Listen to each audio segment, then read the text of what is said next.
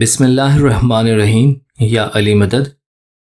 آج ہم تسبیحات اور اس کے میننگ اور اس کے کاؤنٹس کے چھٹے حصے کی طرف چلیں گے اور سمجھیں گے کہ کون سی تسبیحات کس کام آتی ہیں اور تسبیحات کے کیا مطلب ہیں، اور کون سی تسبیح کتنی بار پڑھنے سے ہماری وہ دعا قبول ہو سکتی ہے جس کے لیے ہم تسبیح نکال رہے ہیں۔ آگے بڑھنے سے پہلے ایک بار پھر آپ کو دوبارہ سے ریمائنڈ کروانا چاہتا ہوں کہ آپ جب بھی دعا مانگیں کوشش کریں کہ سجدے میں دعا مانگیں۔ سجدے میں دعا مانگنے سے آپ کی دعا میں ایک اثر پیدا ہو جاتا ہے۔ ہماری پچھلی ویڈیوز کا لنک ڈسکرپشن میں موجود ہے، وہاں سے جا کر آپ ان ویڈیوز سے فائدہ اٹھا سکتے ہیں۔ چلتے ہیں اپنی تسبیحات کی طرف۔ پہلی تسبیح ہے الامان الحفیظ۔ الامان الحفیظ، اس کا مطلب ہے اے تحفظ دینے والے، اے محافظ۔ اس تسبیح میں ہم اللہ تعالیٰ کو پکارتے ہیں، اے تحفظ دینے والے، اے ہمارے محافظ، ہمیں محفوظ رکھ۔ ہر انسان کی حفاظت کرنے والا ایک ہی ہے، اللہ تعالیٰ، جسے ہم ہر مشکل میں، ہر پریشانی میں پکارتے ہیں۔ جب ہم اپنے آپ کو انسیف محسوس کرتے ہیں یا سوچتے ہیں، جب ہمارے ذہن میں یہ بات آتی ہے کہ اب ہم فلانی پریشانی یا فلانے دشمن سے محفوظ نہیں رکھ سکتے، تب ہم اس تسبیح کو پڑھ سکتے ہیں۔ جب آپ کو لگے کہ اس پریشانی سے محفوظ رہنے کے لیے یا فلانا دشمن سے بچنے کے لیے ایک ہی واحد حل ہے تسبیح، اللہ کو یاد کرنا، تب آپ یہ تسبیح پڑھیں، الامان الحفیظ۔ یہ تسبیح آپ کبھی بھی کسی بھی وقت پڑھ سکتے ہیں، اس کے لیے کوئی کنڈیشنز یا کوئی ریسٹرکشنز نہیں ہیں۔ جب آپ فیل کریں کہ اب پڑھنی چاہیے تب آپ یہ تسبیح پڑھ سکتے ہیں۔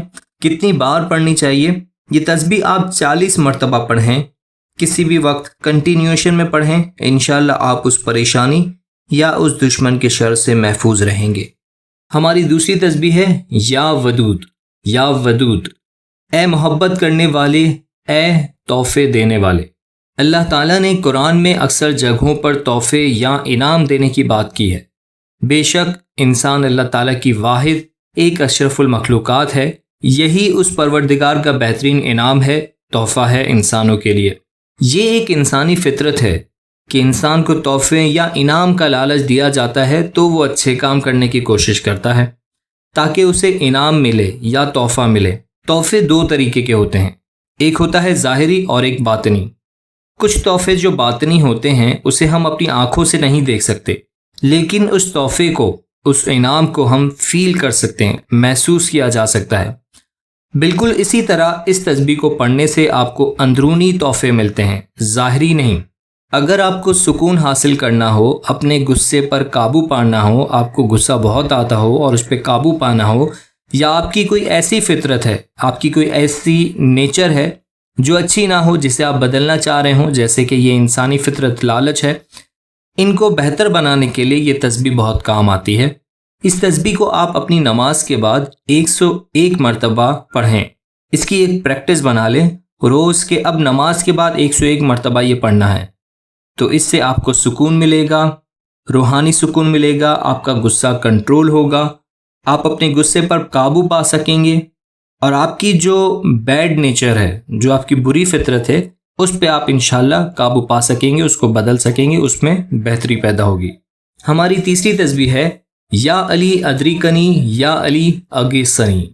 یا علی ادریکنی یا علی اگیسنی، اس کا ترجمہ ہے اے علی میری مدد کو پہنچ، اے علی میری شکایت سن یا میری مدد کی پکار کو سن۔ اس تسبیح کو ہم سب بہت اچھی طرح سے جانتے ہیں، سمجھتے ہیں۔ اس تسبیح میں ہم مولا علی علیہ السلام کو مدد کے لیے پکارتے ہیں، ان سے التجا کرتے ہیں کہ میری مدد فرما، میری مدد کو پہنچ۔ جیسا کہ ہم سب جانتے ہیں، قرآن پاک میں مدد کے حوالے سے وسیلہ تلاش کرنے کی بات کی گئی ہے، وسیلہ تلاش کرنے کو کہا گیا ہے۔ تو ہمارے پاس جیتا جاگتا وسیلہ مولا علی علیہ السلام کا زندہ نور موجود ہے، جو کہ تا قیامت چلتا رہے گا۔ ہم اس وسیلے سے مدد مانگتے ہیں کہ اے علی میری مدد کو پہنچ، میری التجا سن، میری مدد کر۔ اس تسبیح کو پڑھنے سے آپ کی اداسی، آپ کی پریشانی، جتنی پریشانیاں ہیں وہ سب ختم ہو جائیں گی۔ آپ کی زندگی میں ایک امن، ایک سکون آ جائے گا، آپ کے گھر میں ایک امن قائم ہو جاتا ہے، اس سے لڑائی جھگڑے ختم ہو جاتے ہیں، شور شرابہ گھر میں ختم ہو جاتا ہے۔ اس تسبیح کو بھی آپ کبھی بھی کسی بھی وقت پڑھ سکتے ہیں، اس کے لیے کوئی ریسٹرکشنز نہیں ہیں، کوئی کنڈیشنز نہیں ہیں، کسی بھی وقت آپ اس کو پڑھ سکتے ہیں، اس کی کوئی قید نہیں ہے، کسی بھی وقت پڑھ سکتے ہیں، کوئی ریسٹرکشنز نہیں ہیں۔ کتنی بار پڑھنی چاہیے؟ تو یہ تسبیح آپ 24 گھنٹے میں 40 مرتبہ کنٹینیوشن میں پڑھیں، انشاءاللہ فائدہ ہوگا اور آپ محسوس کریں گے کہ آپ کی زندگی میں ایک فرق واضح نظر آئے گا۔ ہماری چوتھی تسبیح ہے یا شافی، یا شافی، اے شفا دینے والے، اے علاج کرنے والے۔ بے شک اللہ تعالیٰ کی ہی ذات ہے جو انسان کو شفا دے سکتی ہے۔